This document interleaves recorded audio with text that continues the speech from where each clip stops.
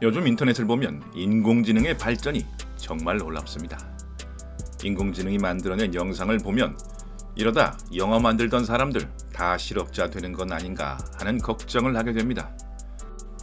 실제로 벌써 많은 분야에서 인공지능이 만든 영상과 창작물을 사용하고 있습니다. 사실 저도 이 지당한 채널을 운영하면서 거의 매일 인공지능으로 이미지를 만들고 있죠.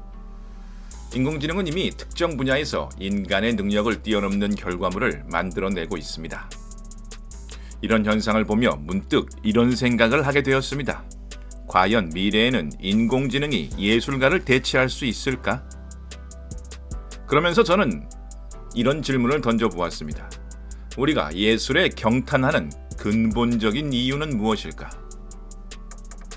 가만히 생각해보니 예술가는 인간으로서의 한계를 창의력과 집념으로 극복해내기 때문에 우리에게 경탄을 불러일으키는 것입니다. 그러니까 애초에 한계가 없다면 경탄도 없겠죠.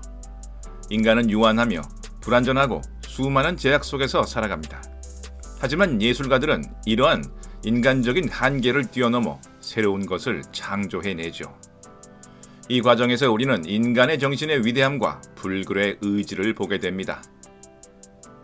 화가 빈센트 반 고흐를 생각해 봅니다. 그는 생전에 딱 한 점의 그림만을 팔았을 정도로 가난했고 평생 정신질환으로 고통받았습니다. 하지만 외로움과 절망 속에서도 그는 붓을 놓지 않았고 자신의 내면 세계를 강렬한 색채와 역동적인 필치로 표현했던 것입니다. 별이 빛나는 밤에나 해바라기 같은 그의 작품을 볼 때 우리는 단순히 아름다운 그림을 넘어 한 인간이 겪어낸 고통과 그 고통 속에서 피어난 예술원에 깊이 감동하고 경탄하게 되는 것입니다. 즉, 이 아름다움은, 이 경탄은 고통 속에서 피어난 것이죠. 바로 이 점이 인공지능이 인간을 따라갈 수 없는 부분입니다. 인공지능에게는 고통이라는 개념이 없습니다. 고통이 없다면 그 고통을 통한 성장도 있을 수 없습니다. 한계와 고통을 극복하고 자신을 한 단계 더 높은 곳으로 승화시킨다는 승리감도 존재하지 않을 것입니다. 이 점이 바로 인공지능이 인간 예술가를 따라갈 수 없는 부분입니다. 반 고흐의 작품은 기술적 완벽함을 넘어선 인간적인 고뇌와 열정과 고통의 산물입니다. 그리고 우리는 이 작품을 볼 때 단순히 그의 작품만을 보는 것이 아니라 그의 그 인간적인 고뇌를 함께 보고 그것에 감탄하고 경탄하는 것입니다. 귀머거리 작곡가 루트비히 반 베토벤도 있습니다. 그는 20대 후반부터 청력을 잃기 시작하여 말년에는 완전히 귀가 들리지 않았다고 합니다. 상상해보세요. 음악가에게 청력을 잃는다는 것은 어떤 의미일까요? 하지만 베토벤은 이 절망 속에서도 운명교향곡과 합창교향곡 같은 불후의 명곡들을 작곡했습니다. 그는 들을 수 없는 귀로 음악을 상상하고 그 상상을 악보에 담아냈습니다. 그렇다면 인공지능 예술은 어떨까요? 인공지능은 학습된 방대한 데이터를 기반으로 인간이 상상하기 어려운 속도와 정확성으로 결과물을 만들어냅니다. 인공지능 화가는 수십만 장의 그림을 분석하여 새로운 스타일의 그림을 뚝딱 그려내고 인공지능 작곡가는 수많은 악보를 학습하여 복잡한 곡을 순식간에 만들어냅니다. AI가 그린 그림은 완벽한 구도와 색감 그리고 놀라운 디테일을 가지고 있죠. 하지만 우리는 이런 AI 결과물에 대해 놀라움이나 신기함을 느낄지언정 반 고흐나 베토벤의 작품을 대할 때와 같은 깊은 감동과 경탄을 느끼기는 어렵습니다. 그들에게는 노력이나 집념이라는 개념 자체가 무의미합니다.